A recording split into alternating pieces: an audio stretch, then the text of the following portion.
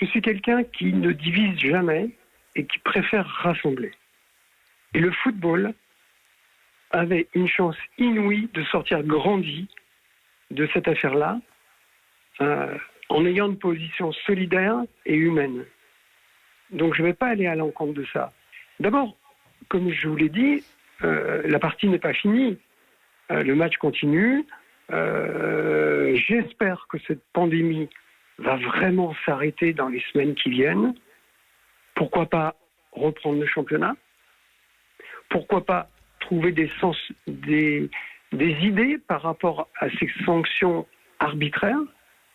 Donc vraiment, je souhaite que tous les instances se mettent autour d'une table et réfléchissent dans toutes les divisions à faire qu'on ne rajoute pas du malheur au malheur. Vous y croyez encore donc, Bernard Joannin? On va parler des recours dans quelques instants et des solutions que vous imaginez ou que l'on pourrait trouver pour essayer de rétablir la justice ou d'inverser cette injustice. Votre sentiment d'abord, Reynald Pedros, sur ce vœu qu'on comprend, très légitime de la part d'Amiens, d'essayer de s'en sortir, un championnat à 22, trouver une autre solution, reprendre le championnat, enfin, tout est possible. Vous en pensez quoi, vous, Reynald? Je pense que la position du président, elle est légitime. Sportivement, t'as pas été au bout de ton championnat. Voilà, et il te reste pas 2 journées, il t'en reste 10. Avec un club qui s'est battu toute la saison pour se maintenir. Et aujourd'hui, on lui dit, écoutez, sportivement, il reste 10 journées, mais vous allez descendre. C'est injuste. C'est injuste. Alors ça arrange peut-être d'autres clubs que le championnat s'arrête maintenant. Parce qu'ils sont à quelques points de la relégation ou des barragistes, et puis eux sont pas concernés. Mais pour ceux qui sont concernés, je trouve ça forcément très injuste que sportivement on les fasse descendre à 10 journées de la fin. Après, les solutions, y a la solution de reprendre le championnat qui a été galvaudée parce que très rapidement l'État a pris la position de dire voilà, on arrête les championnats, alors que les autres championnats vont reprendre, et c'est là où est le problème en fait. Si on avait fait preuve d'un peu de patience, peut-être un peu de discussion, peut-être qu'on se serait entendu pour attendre et puis peut-être essayer de reprendre le championnat pour qu'il aille à son terme. Voilà. Maintenant, de demander une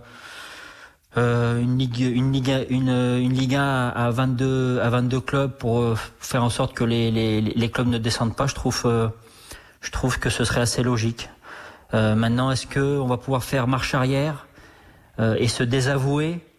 Ça me paraît compliqué, voilà, parce qu'il y a des décisions qui ont été prises et que elles ont peut-être été prises un petit peu trop rapidement.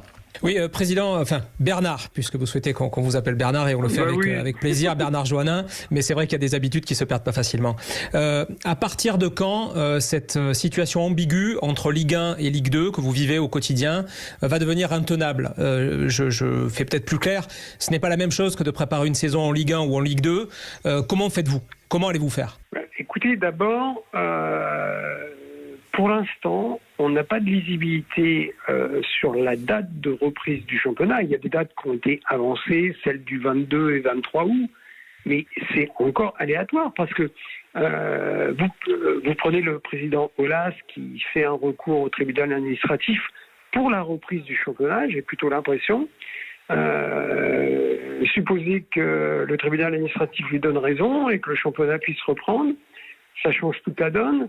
Il y a plein d'incertitudes actuellement, mais que ce soit d'un point de vue financier ou que ce soit d'un point de vue sportif, Amiens travaille sur les 2 dossiers. Et vous savez, gouverner, c'est prévoir, et donc ce serait maladroit de ma part de ne pas avoir envisagé les 2 hypothèses. Donc sportivement, on travaille sur les 2 hypothèses. Je voulais repréciser par rapport à la contrainte qu'on a eue d'aller au tribunal administratif, nous ne demandons aucun dommage et intérêt. Notre moteur, c'est pas l'argent. Moi, je suis venu dans le foot pour rendre à la cité ce qu'elle m'avait donné, et avec des entrepreneurs locaux, c'est un projet d'aventure humaine. Donc, on ne demande aucun dommage et intérêt. Ce qu'on veut, c'est rétablir la justice sportive, l'équité sportive. C'est tout. Permettez-moi juste d'insister. Juste pour terminer, oui. pour aller dans le sens de vos interlocuteurs, regardez le rugby, regardez le handball, regardez le basket, ils n'ont effectué aucune descente. Donc, quelque part, il y aura une certaine logique et on entend le message. J'insiste juste sur la préparation d'une saison en Ligue 1 ou en Ligue 2, et notamment vis-à-vis de l'effectif ou du staff technique. Quel discours pouvez-vous tenir à vos meilleurs joueurs ou à Luc Elsner? Je crois savoir que vous lui avez proposé de rester avec vous, même si le club descend en Ligue 2. Quel discours tenez-vous pour garder tout le monde mobilisé et puis pour préparer, ne serait-ce que de façon très concrète, sportivement, la saison? Parce que vous ne pouvez pas avoir les mêmes arguments avec votre effectif si vous restez en Ligue 1 ou si vous descendez en Ligue 2. Écoutez, concernant Luca et John Williams, mon directeur sportif, le problème est réglé. Ils ont envie de continuer l'aventure humaine avec moi. Aucun souci.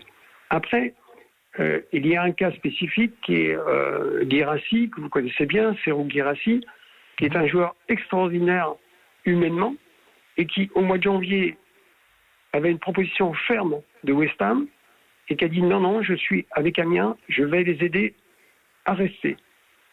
Donc, je suis redevable envers Serhou et j'aurai pas de souci. On a déjà des propositions de club anglais et les choses se feront. Après, bien sûr que notre effectif, si très rapidement le TA de Paris nous donne raison, et je pense que les arguments de droit sont de notre côté, s'ils nous donnent raison, j'ai l'impression que tous les joueurs vont vouloir rester à Amiens. Alors c'est vrai que Gaël, si on reste en Ligue 1, il n'y a pas de souci. Après, si on reste en Ligue 2, j'ai toujours dit, je ne serai jamais opposé à la carrière d'un joueur. On n'a pas le droit de faire ça. Simplement, c'est un contrat en tripartie entre le joueur, entre le club adverse et le club cédant. Et chacun doit y trouver son compte. Je l'ai dit, personne ne viendra danser sur la tombe d'Amiens. Chaque joueur a une valeur, et si certains clubs veulent des joueurs, il faudrait qu'ils mettent le prix. Il y a votre communication, évidemment, Bernard Joannin, les recours en justice, en effet, la pétition, vous appelez de nombreuses personnalités, et pas que du monde du foot d'ailleurs, à vous rejoindre, et il y a des personnalités fortes qui vous ont rejoint dans ce cadre-là. Encore dans le quotidien L'Équipe, aujourd'hui, on a vu un encart qui fait appel à la populace pour rejoindre cette pétition. Donc il y a évidemment beaucoup d'efforts qui sont faits, Bernard Joannin, mais très franchement, vous êtes quelqu'un de sensé, d'intelligent, vous le dites, ancien enseignant. Vous y croyez vraiment? Vous vous dites vraiment que c'est possible? Ah oui, tout à fait, parce que, comme je vous l'ai dit en préambule, les arguments de droit sont de notre côté. J'ai plutôt l'impression que la justice va nous donner raison. Parce qu'il y a déjà des arguments de droit qui n'ont pas été respectés, et deuxièmement, il y a une profonde injustice